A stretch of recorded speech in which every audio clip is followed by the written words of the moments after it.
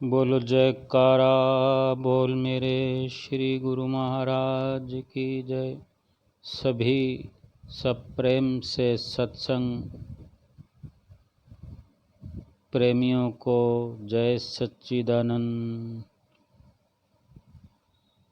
आओ आज एक दान का महत्व समझते हैं। संतों सत्पुरुषों की कथा स्मरण करते हैं, उनका उपदेश सुनते हैं कि दान देने का इंसान का क्या भाव रहता है, क्या भाव होना चाहिए संतों के हिसाब से। और एक छोटा सा सत्य उपदेश श्री सतगुरुदेव महाराज जी का, पहले इसी का उच्चारण करते हैं सब मिलकर। कविता है। दुर्लभ जन्म को पाकर बंदे, मन में जरा विचार कर, कौड़ी बदले हीरे जन्म को, यूं ही ना बर्बाद कर। ऐसा जन्म अनमोलक पाया, कुछ नेक कमाई कर ले तू, भजन प्रभु का करके बंदे जीवन सफल बना ले तू।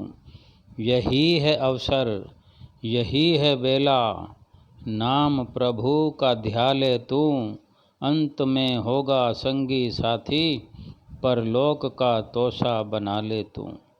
जहाँ से भी सत्संग शुरू होता है, जहाँ पर भी सत्संग को समाप्त किया जा सकता है, जिस महापुरुष की वाणी को पढ़ा जाए सुना जाए, एक बात अवश्य आती है कि अंत का साथी संसार में कोई नहीं है, केवल अंत का साथी और अंत के बाद परलोक का साथी संत सतगुरु से बख्शा हुआ नाम जो हमें मिलता है, उसकी जो हम कमाई करते हैं, वही हमारा अंत का साथी है, वही हमारा परलोक का साथी है, वही हर पल का साथी है। इसीलिए आगाह करते हैं कि ये जन्म दुर्लभ है। ये इंसान ज़रा सोच, ये जो श्वास जा रहे हैं इनको खर्च करके कंकर और कौड़ियाँ इकट्ठे कर रहे हैं। ये संसार का धन, वैभव, पथ, पदार्थ, मान, प्रतिष्ठा, इज्जत, ये जितना भी है सब ये कौड़ियाँ हैं। हीरे और मोतियों के बदले में ये कौड़ियों को इकट्ठा करना। श्वास तो ख़त्म होते जा रहे हैं, यानी खर्च हो रहे हैं, उसके बदले में यही सब इकट्ठा कर रहे हैं। अगर सोना भी खर्च किया सही मायने में, हीरे मोती भी सोना भी इकट्ठा किया, हीरे मोती भी इकट्ठे किए, लेकिन उन हीरों के बदले जो श्वास हैं हमारे, क्या एक श्वास इन सांसारिक हीरों से खरीदा जा सकता है? सोने चांदी के ढेर से एक श्वास भी हासिल किया जा सकता है जब हमें श्वास की ज़रूरत हो? क्यों डॉक्टर कर सकते हैं ऐसा? कोई वैज्ञानिक कर सकता है? कुछ नहीं होता, कुछ भी नहीं कर सकते। तो उन श्वासों को जो इतने कीमती हैं, सोच समझ के खर्च करना चाहिए। हम अपने हिसाब से दान करते हैं, यज्ञ करते हैं, जप तप करते हैं, हवन करते हैं, लेकिन जब तक संत सतगुरु की शरण में नहीं आते, उनके सत्संग में नहीं आते, उनसे नाम नहीं मिलता, उनकी सीख नहीं मिलती, तब तक तो हमको दान करने का भी पता नहीं है। आज हम दान का महत्व समझते हैं, हम और आप सभी समझने वाले हैं। समझाने वाले तो सतगुरुदेव महाराज जी हमें समझा रहे हैं, और एक सुंदर सी कथा के माध्यम से जानते हैं। वो एक बहुत प्रसिद्ध संत थे, जिन्होंने समाज कल्याण के लिए एक मिशन शुरू किया। समाज कल्याण मतलब जीव मात्र को कुछ भक्ति के मायने समझाने, जीने के तरीके सिखाने, और उस मिशन को आगे बढ़ाने के लिए क्या है, उन्हें तन मन धन तीनों की ही आवश्यकता थी। इस कार्य में उनके शिष्यों ने तन मन से भाग लिया।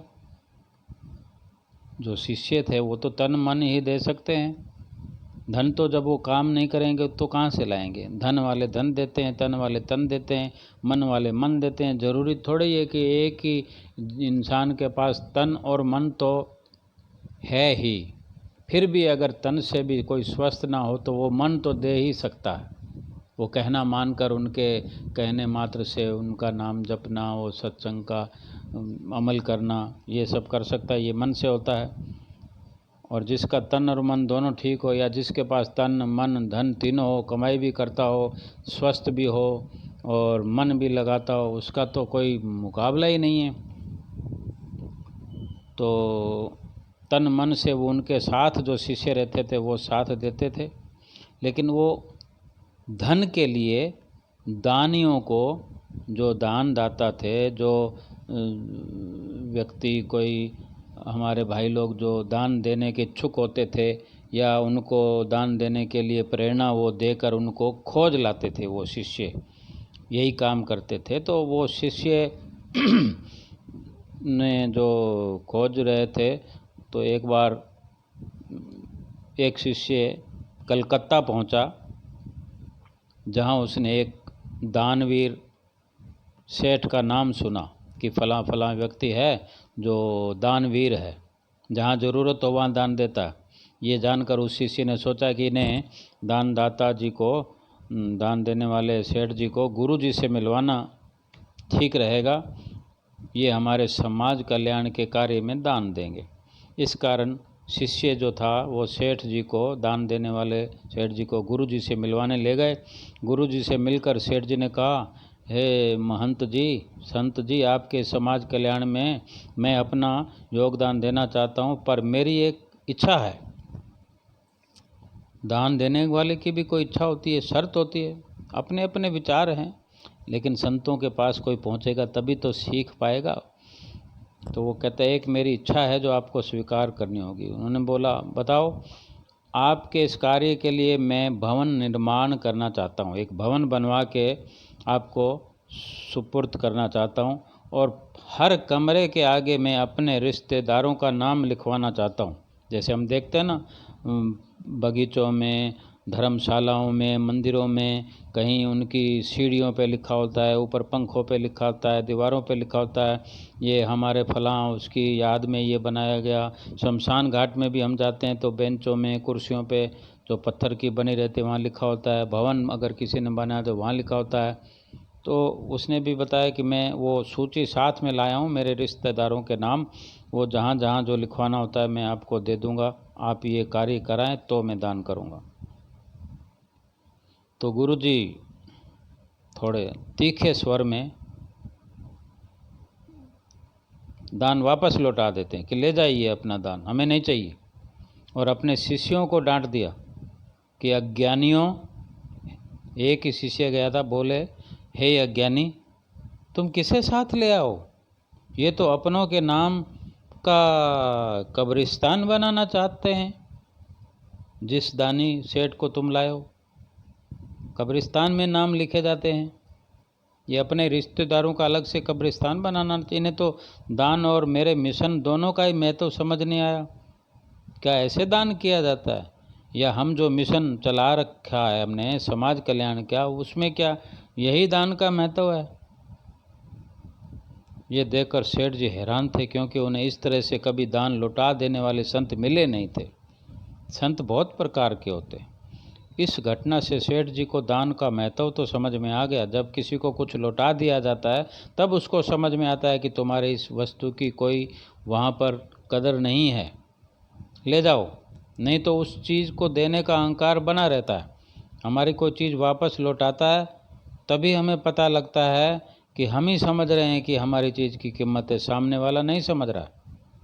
तो वो वापस आ गए सेठ जी। लेकिन कुछ दिनों के बाद फिर आए वापस उन्हीं संत जी के पास, और श्रद्धापूर्वक नमस्कार किया और विनती की और हाथ जोड़कर वही दान निस्वार्थ भाव से किया और महसूस किया कि कितना ही आज से पहले दान किया हो, लेकिन जो आज उनको आंतरिक सुख प्राप्त हुआ हो, कभी पहले नहीं हुआ। तो सीख यही है, दान का महत्व यही है, दान का स्वरूप दिखावा नहीं होता। जब तक निस्वार्थ भाव से दान नहीं दिया जाता तब तक वो स्वीकार भी नहीं होता। भले ही कोई हमसे ले ले, लेकिन हमारे अपने अंतर्मनस में भी स्वीकार नहीं होता, क्योंकि वहाँ एक अहंकार बना रहता है। और अहंकार और ये तो काम क्रोध लोभ मोह अहंकार, ये सेना चोर हैं ये, और इनके साथ मिलकर कोई भी काम करेंगे, अहंकार के साथ मिल गए या लोभ के साथ मिल गए, मोह के कारण कर दिया दान, मतलब चोरों के साथ मिलकर कोई भी काम करेंगे।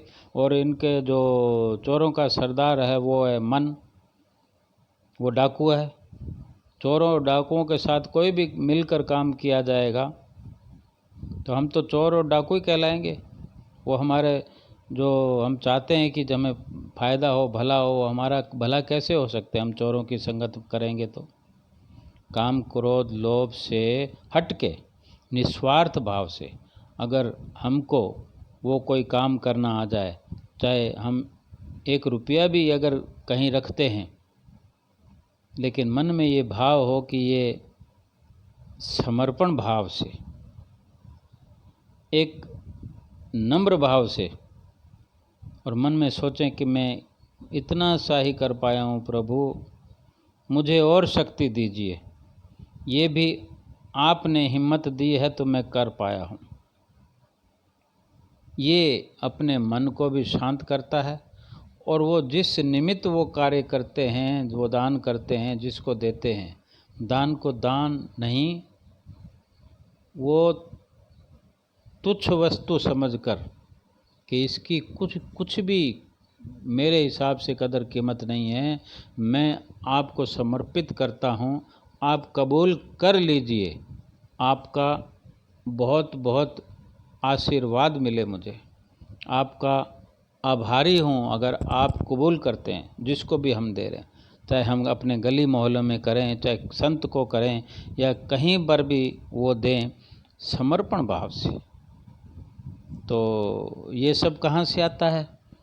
जब तक संतों महापुरुषों के नज़दीक हम जाते नहीं, उनसे दान, नाम का दान नहीं मिलता। सतगुरु भी हमें नाम देते हैं तो नाम का वो हमको दान देते हैं बिल्कुल समर्पण भाव से। हमको समझ नहीं है, लेकिन हम भी अपना समर्पण भाव उनके साथ रखें।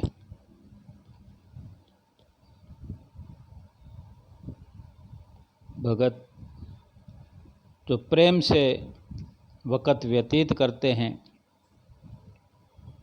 प्रभु के साथ, उनका तो ध्येय ही अलग होता है। वो तो कितना मन के अंदर अपने विचार ऐसा बना कर रखते हैं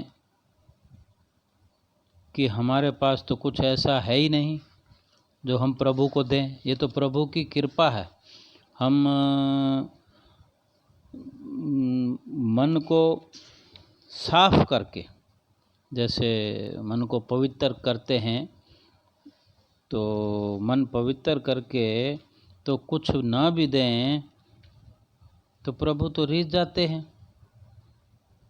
कबीर साहब जी ने एक वाणी में फरमाया है, कबीर मन निर्मल भया जैसे गंगा नीर, पाछे लागा हरे फिरे कहत कबीर कबीर सियावर रामचंद्र की जय। रामचंद्र जी महाराज जी का नाम याद आया तो उनसे देखें हम शबरी भीलनी उनका नाम स्वर्णिम अक्षरों के अंदर लिखा हुआ है भगवान रामचंद्र जी महाराज जी की रामायण में। ये निर्मल मन की बात कर रहे हैं। कबीर साहब जी ने कहा कि जब मन निर्मल हो जाता है तो परमात्मा स्वयं ही भक्त को दर्शन देने के लिए आतुर हो जाते हैं, तड़फने लगते हैं कि जल्दी से जल्दी अपने भक्त को दर्शन दें, उसको खुश कर देना चाहते हैं और खुद खुश होना चाहते हैं। भक्तिमती शबरी का नाम भक्तिमती के नाम से शुरू होता है, यानी वो भक्तिवान थी, भक्ति से ओतप्रोत थी। शबरी की मिसाल को तो पूरा संसार जानता है, जो रामायण पढ़ने सुनने वाले हैं, हमेशा पढ़ते सुनते रहते हैं। लेकिन ये बात समझ में कब आएगी हमको, क्योंकि उसका मन जो था पवित्र था, निर्मल था, और कितने ऋषियों मुनियों के बीच में रहती थी, और कितने हजारों साल श्री रामचंद्र जी महाराज का इंतज़ार किया दर्शन करने का, उनका दीदार करने का जो स्वप्न था, कितने समय तक इंतज़ार किया, और लगातार रोज़ का नित्य नेम था, रोज़ बेर चुन के लाना, रोज़ झाड़ू लगाना, रोज़ अपना रास्ता बुहारना, और उसको कोई कुछ कहे उसको कोई परवाह नहीं थी। एक दिन श्री रामचंद्र जी महाराज घर बैठे उनकी झोपड़ी के अंदर दर्शन देने आए कि नहीं। इसी प्रकार विदुर विदरानी का मन भी कितना स्वच्छ था, निर्मल था। भगवान श्री कृष्णचंद्र जी महाराज दुर्योधन के राजमहल के सुख छोड़कर उन कुटिया पर जा कर विराजमान हुए, और उन्हें दर्शन देकर, उनके घर जाके उनको दर्शन देकर निहाल किया। जिनके भगवान के दर्शन पाने के लिए ऋषि मुनि योगी योग करते हैं, यज्ञ करते हैं, तपी तप करते हैं, वही भगवान अपने ऐसे निर्मल मन वाले प्रेमियों के जो दीनहीन होते हैं, यानी उनका मन बड़ा निर्मल होता है, बड़े नम्र भाव में रहते हैं, गरीब बन के रहते हैं, तो भगवान गरीब नवाज बनकर उनके घर में जाकर उनको दर्शन देते हैं। कितनी बड़ी बात है। जीव के मन में जन्म जन्मांतर से अनेक प्रकार के विकार बढ़े पड़े, मन मैला है। इन विकारों के कारण हमारा मन बहुत अधिक मलिन है। हमारा मन जो अधिक मलिन है, इस विषय में सतपुरुष श्री गुरु रामदास जी महाराज फरमाते हैं, जन्म जन्म की इस मन को मल लागी, काला होया स्या। और भी महापुरुष फरमाते हैं, भर रहे हैं दिल में दुनियावी ख्याल, भर रहे हैं दिल में, हमारे हृदय में जहाँ भगवान का आसन है वहाँ पर क्या भर रहे हैं, जहाँ भगवान को बिठाना चाहिए वहाँ पर क्या रखे हुए हैं। भर रहे हैं दिल में दुनियावी ख्याल, आवे क्यों कर उसमें नूरे जुलजुलाल। उसमें कैसे आए नूर उस प्रभु का, उस खुदा का। तो फिर क्या कर, चाहिए तुझको अगर वसले सनम, अगर अपने सनम का दीदार करना चाहता है दिल में, अपने सनम को विराजमान करना चाहता है हृदय के अंदर, चाहिए तुझको अगर वसले सनम, दिल को खाली गैर से कर यक कलम, कि एकदम खाली कर। ए मनुष्य, तेरे मन के अंदर जो संसार की झूठी कामनाएं, संसार के झूठे विचार भरे पड़े हैं, उसमें अति पवित्र, अति निर्मल ज्योति स्वरूप परमात्मा कैसे प्रकट होगा, कैसे नजर आएगा। अगर तू इच्छा रखता है तो अपने मन को इन गैर ख्यालों से जो बेकार हैं, कामनाओं से खाली कर दे, जिन्होंने तेरे मन को मलिन बना रखा है। जहाँ गंदगी का ढेर पड़ा हो और उस गंदगी की सड़ांध आसपास के क्षेत्र को कितना दुर्गंध कर देती है। अगर ऐसा दुर्गंध युक्त वातावरण हो, वहाँ कोई हमारा सांसारिक मेहमान भी आकर नहीं बैठता, तो भगवान कहाँ से आएंगे। तो भगवान तो हमें हर वक्त संदेश मिलता है, निर्मल जन मन सोई मोहि पावा, मोहे कपट छल छिद्र न भावा। भगवान तो साफ साफ शब्दों में कह रहे हैं, बिल्कुल समझ आता है सीधा कि निर्मल मन जन सोई मोहि पावा। जिसका हृदय पाक साफ है वही मुझे भाता है। मुझे कपट छल छिद्र नहीं भाता कि हम दो दो पैसों के पीछे, चंद रुपयों के पीछे, हमें मालूम होता है कि हमने किसी से कुछ रुपया लेना है, लेकर फिर वापस उसको समय पर नहीं देना है, मालूम होता है, फिर भी हम उसको कहेंगे हम आपको इतने तारीख को दे देंगे, इतने समय बाद दे देंगे, मालूम होता है कि हम नहीं देने, हम झूठ बोले, पहले ही पता होता है। ये झूठ के साथ कपट भी है, छल भी है, हम कपटी हैं, छली हैं। ऐसी स्थिति में चाहे हम दिन में कितनी बार मंदिर गुरुद्वारे जाएं, कितना सत्संग में जाएं, कितनी कथा सुनाएं, रामायण कितनी बार पढ़ें पढ़ाएं, महाभारत कितनी बार पढ़ें पढ़ाएं, और लाखों करोड़ों का रोज यज्ञ दान करें, उसका कुछ फ़ायदा नहीं होने वाला है। मन को साफ कर लें, प्रभु अपने आप वहाँ पर प्रकट हो जाएंगे। प्रभु को कहीं बाहर से आकर अंदर नहीं घुसना है, प्रभु तो हैं अंदर, अंदर ही हैं, उनको प्रकट होना है, वो दिखने लग जाएंगे। हमारे ये विकारों का जो पर्दा पड़ा हुआ है, सूर्य को कहीं से आना नहीं होता है, उसको तो वहीं रहना होता है, वहीं प्रकट होना है। हम कहते हैं सूर्य आ गया, सूर्य चला गया, तो ऐसे ही और दिन में भी जब सूर्य निकलता है, ये तो बात समझ में आती है। सूर्य जब हम देख लेते हैं उदय हो चुका है, उसके बाद में भी वो कई बार छुपता है, कई बार नज़र आता है।